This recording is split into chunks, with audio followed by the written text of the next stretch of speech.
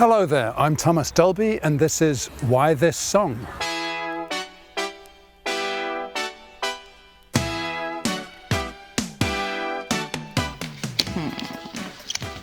Let's see if I can glue together this original 33 and a third with this 45 RPM single and attach the outer groove. Oh, hi! I didn't see you were here. I was doing a science experiment to see if I could make a radical new kind of vinyl record. All right, I'll put this science project on ice since, well, we have a show to do. I'm Chelsea with a new episode of Why This Song. We're here to answer one of the most important musical questions in just one word. Why? Why does a song exist in the first place? Why did it become a hit the first time? And why is it still a favorite today? Why This Song is all about pop and culture. I mean, what else matters if you love music as much as we do? I feel like we're all fascinated with the intersection of art and science, especially when there are ingredients in the mix you've never heard together before, like the science behind the grooves of a record. How does the needle bounce its way through the audio waves to make sound?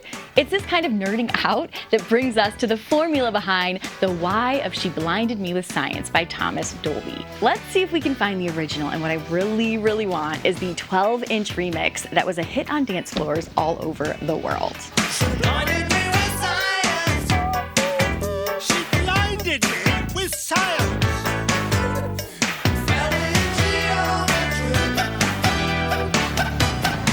Thomas Morgan Robertson, known by the stage name Thomas Dolby, was born in 1958. My last name is Robertson. When I was at a boys' boarding school in the English countryside, I was known as a boffin. That is the guy with the earphones on, you know, that is the sort of the scientific character that knows how to use a soldering iron. And I was the first kid in school that had a cassette machine, and the cassette machine had a Dolby button on it, and so my friends would nickname me Dolby. And after I left school, there was a guy playing the London club circuit called Tom Robinson. And this was confusing, so I went backstage at one of his shows and I said, you know, Tom, one of us is going to have to change their name. Let's make a deal. Whoever has a hit first, the other one will change his name. Well, we shook on it, and about 2 months later, he was in the charts with 2468 Motorway, and I was the one that had to change my name. So the natural thing was to change it to my nickname, which was Dolby, and so I became Thomas Dolby.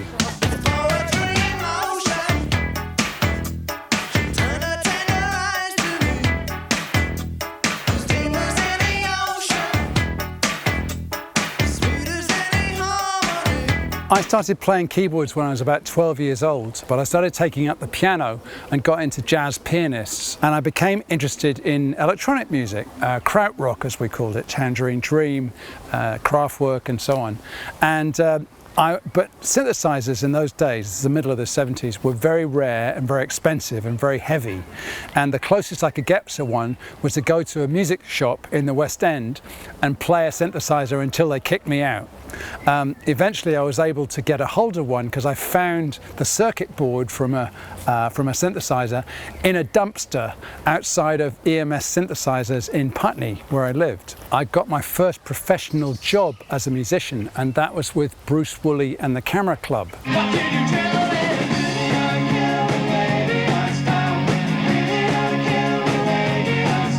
I became his keyboard player, and I was actually on a weekly salary, and that enabled me to buy my first synthesizer, which was called a Micro Moog. Dolby headed back to England to pursue his own ideas as an artist. When he started writing and recording his debut album, The Golden Age of Wireless, he became fascinated by the exciting development of music videos. The Golden Age of Wireless album came out in the UK and got great reviews and won a couple of awards and sold about 3 copies. And my record company, I think, knew that I had something. So they asked me to go back in the studio and record a new song. Then they heard the new single, She Blinded Me with Science, and they got this brainwave that they would repackage the Golden Age of Wireless album with She Blinded Me with Science and One of Our Submarines on it. And I was just very fortunate in that it coincided with the moment when MTV was starting to get into major American cities and was becoming a real influence. In fact, it was challenging American radio as a way of marketing new artists.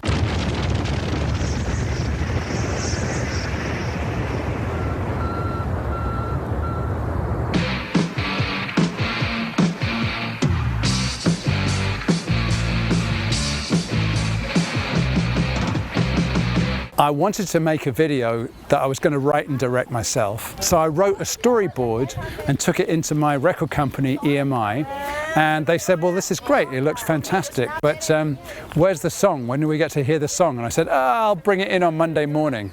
And I went home for the weekend and wrote the song. So I actually had a lab assistant at the time, and he was a 6'5" Armenian by the name of Igor. Seriously, you can't make this stuff up.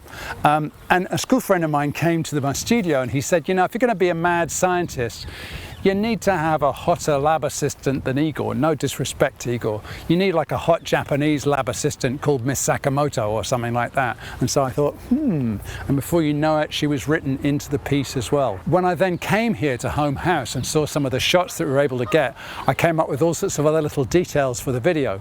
Like, for example, on the top of the house, you'll see there's this parapet running around the house.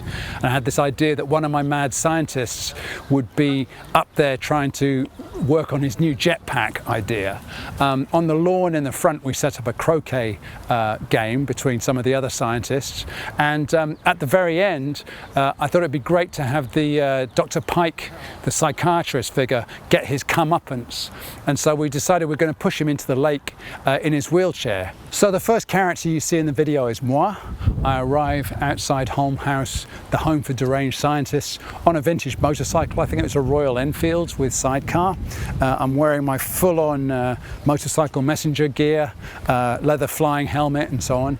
And this is the home for the deranged scientists. And I'm shown instantly into my appointment with Dr. Magnus Pike. Dr. Magnus Pike was an eccentric sort of TV scientist. When I was growing up, he was all over the BBC. A viewer would come on and say, Dr. Pike, what's a black hole? And he'd go, well, a black hole is this gravitational force in the zone. He would do this whole thing. He was sort of like a predecessor for Bill Nye the Science Guy. Waiter, waiter, the soup is cold. All right, it is cold, but it's just as nourishing cold as it is hot. And you are then becoming a sociological, anthropological animal. And he was a bona fide scientist, but I think it always bugged him a little bit that he was better known as a TV weirdo than he was as a bona fide scientist. He came to my crazy little studio in the Victorian trading estate in Earl's Court, and I got him in front of a microphone. I'd given him a script with various asides that I wanted him to do, and he gave me some wild tracks like sort of science, science, science. He gave me a bunch of different ones.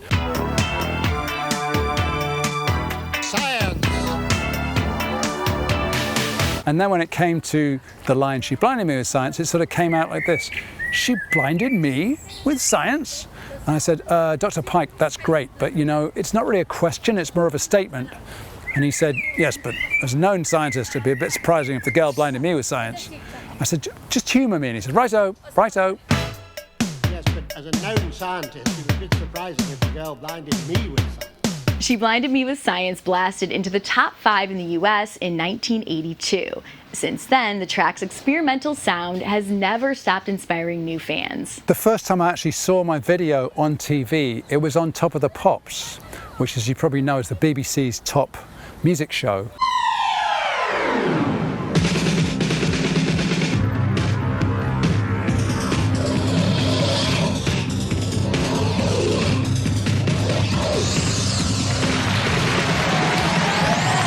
When it came to arranging my song, it wasn't really obvious to me that one day this is going to be chopped up into bite-sized pieces and used all over TikTok. Obviously, we had no clue that that was going to happen.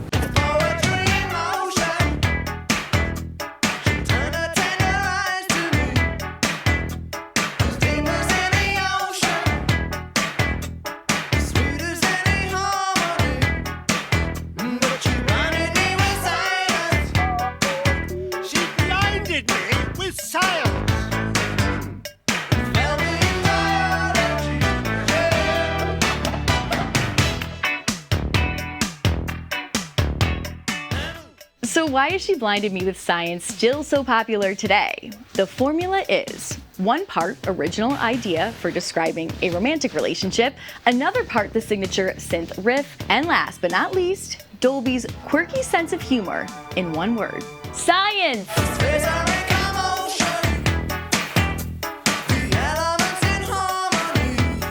I think every artist is sort of looking for the epitaph that they want carved on their headstone after they're gone. And the moment I came up with that title, I thought, hit!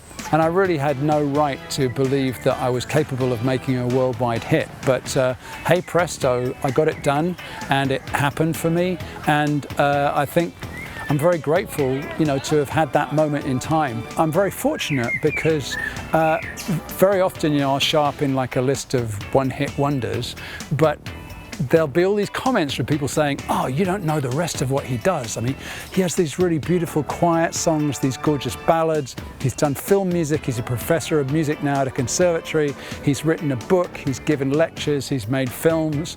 And so in a way, it just became my calling card. And I thank the lucky stars that it gave me that platform to launch into all of these different diverse chapters of my life. So I'm still alive and kicking. I've been teaching for the last 10 years in Baltimore, Maryland, at the Peabody Conservatory, which is part of Johns Hopkins University. I've graduated a number of students that are now out there in the world doing their own thing, some of them quite successfully. I've really enjoyed teaching and sort of passing on the knowledge and the experience from my career. I'm still touring. I did a big tour last year called Totally Tubular, close to 100,000 people in total.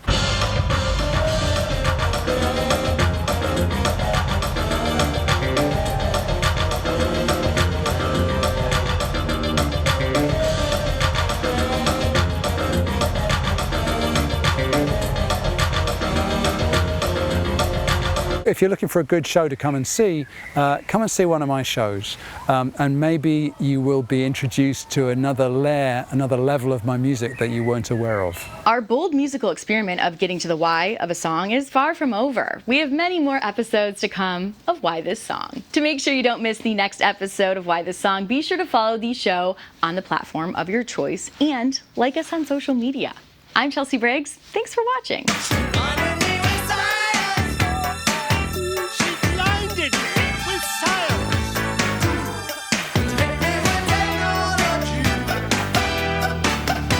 Science!